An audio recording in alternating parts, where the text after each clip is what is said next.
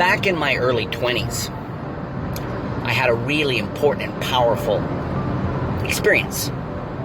Now, I don't remember the specifics, but I do still remember the feeling of this click moment when something really important fell into place for me.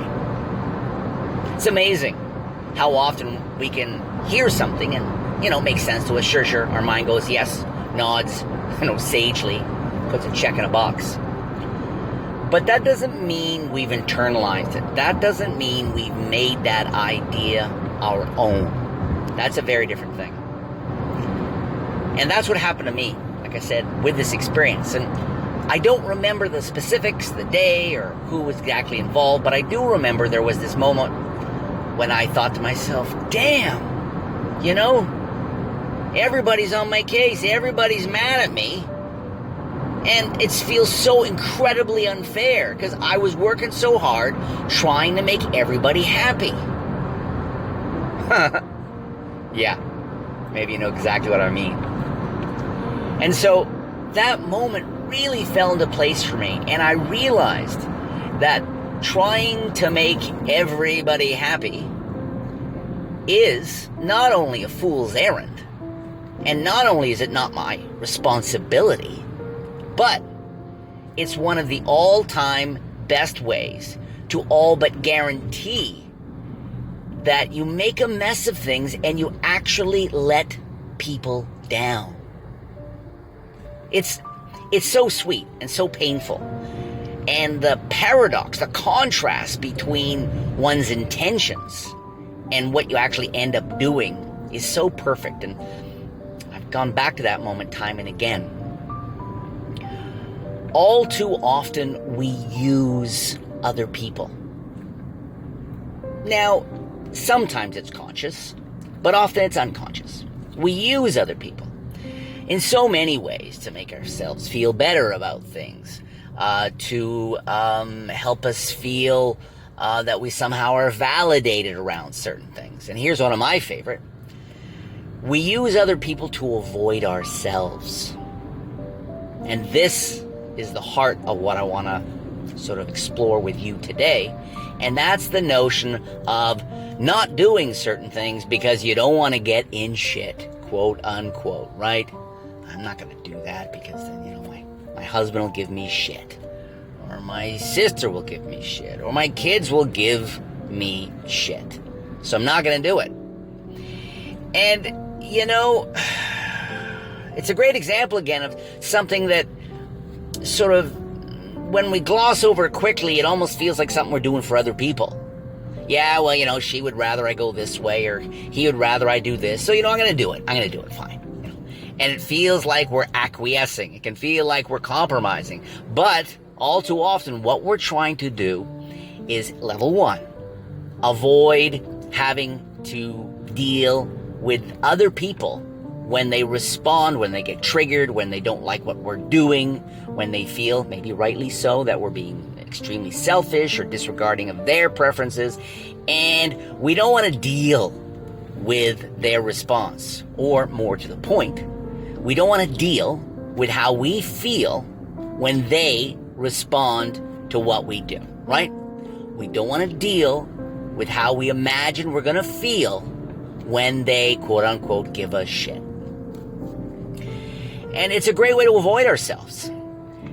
And we will avoid ourselves, and by avoiding ourselves, I mean rather than owning who we are, rather than being explicit and upfront about what we want, and then working it out with somebody else, hashing it out, compromising, or even just saying who we are, what we want, and accepting other people for who they are and how they react, and feeling safe to do that. I want A, you want B. Boom. We bury all that stuff. We hide from it. We hide from ourselves because we don't want to deal, and we blame them, right? I don't want to do this. If I do this, I'm going to get in shit. The idea, of course, is that you're not going to do it because somebody else is they're going to give me shit, i.e. they're going to act poorly. They're going to be unfair about it, right? It's not our responsibility, it's theirs. So, but I'm just going to go along with it. And it's a great example of sort of we're walking around, and where I go with it is you got this small, tiny piece of glass in the bottom of your foot. Maybe it's not particularly painful, but it's there, and you feel it. And you know, sooner or later, you're gonna have to get that tiny piece of glass out of your foot. And I have found, you know, and I try to be gentle on myself rather than some sort of cliche sort of Marine sergeant who goes, you know, do it now, do it thoroughly, do it today. It's a bit rough because, frankly, I'm an evolving creature just like you. I am not always ready. It takes time.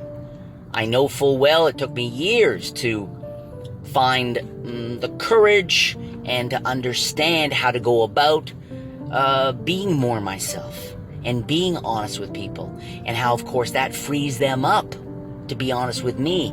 And though it's not always pretty, it's so much better getting those tiny pieces of glass out of our feet. So I'm not saying get on it today, okay?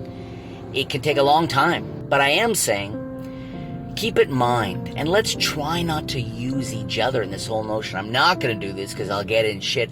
Let's try not to use each other as ways to put off eventually owning up who we are and living our lives as who we really are and taking responsibility. And in doing all that, you know, we free other people at the same time. When you share you in a non-reactive, non-defensive, hey, this is me way, you really do inspire and leave room for other people to do the same thing.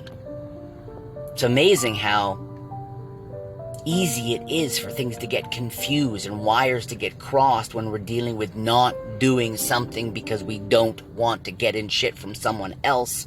You know, the classic example is I've had more than once in my life I've even found that, you know, the other person really didn't care that much.